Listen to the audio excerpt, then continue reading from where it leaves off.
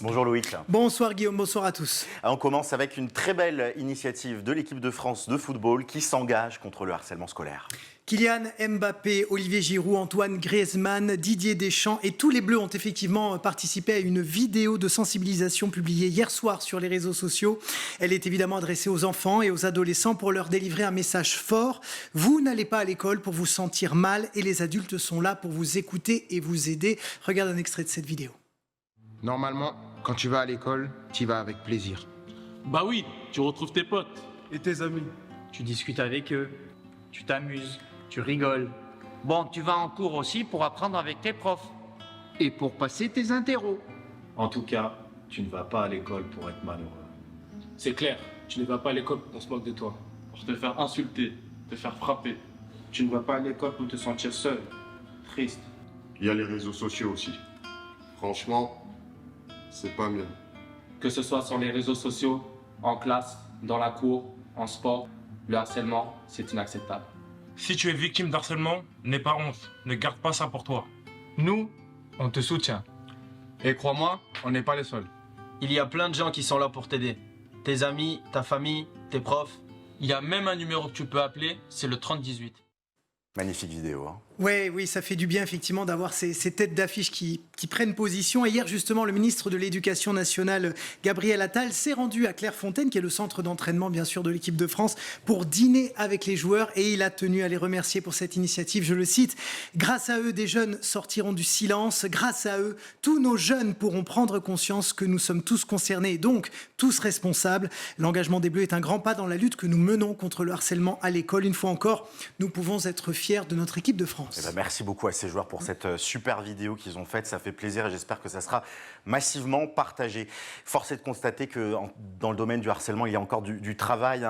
Direction Cannes, où une mère se bat pour faire reconnaître le harcèlement que subit son fils. Oui, il s'appelle Evan, il a bientôt 12 ans et depuis la rentrée, il est harcelé par un de ses camarades. Ce dernier lui aurait planté un stylo dans le bras, l'aurait tiré par le cartable pour le faire tomber, lui aurait donné des coups de cahier, des coups derrière la tête, entre autres. La maman d'Evan, qui s'appelle Soumia, raconte à nos confrères de Nice Matin avoir prévenu la professeure principale et la CPE qui a convoqué les deux adolescents. Voici ce qu'elle relate.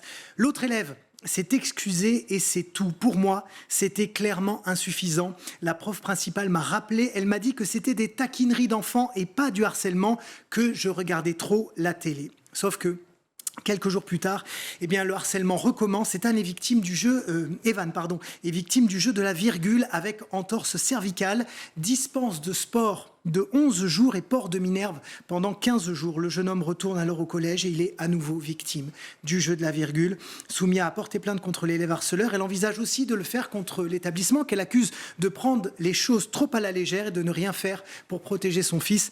De son côté, l'Académie de Nice affirme prendre la situation très au sérieux et va tenter de renouer le dialogue entre l'établissement et la famille. Et puisqu'il ne faut pas qu'un constat qui soit trop négatif, dans certaines affaires, les choses bougent et avancent. C'est le cas dans les Landes, où 3 lycéens ont été placés en garde à vue pour harcèlement et agression sexuelle, Loïc. Oui, une plainte a été déposée en juin dernier par les parents d'une adolescente qui avait intégré le lycée d'Air sur l'Adour.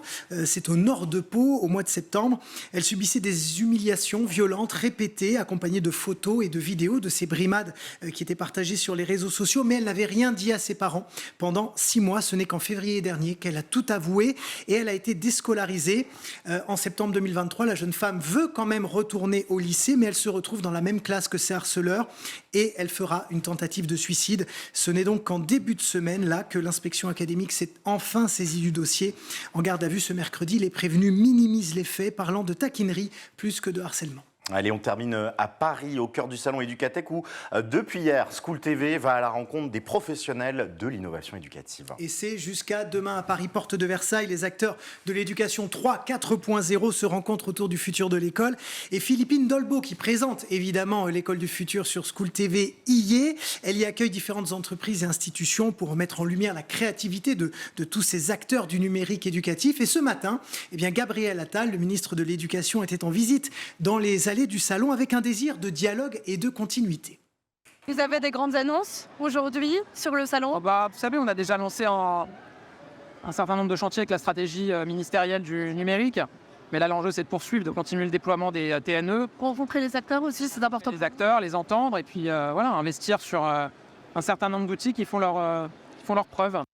Voilà, je le disais, Philippe Indolbo qui a réalisé toute une série d'interviews que vous allez pouvoir retrouver sur l'antenne à partir de la semaine prochaine, donc pour découvrir tous les acteurs de l'innovation éducative.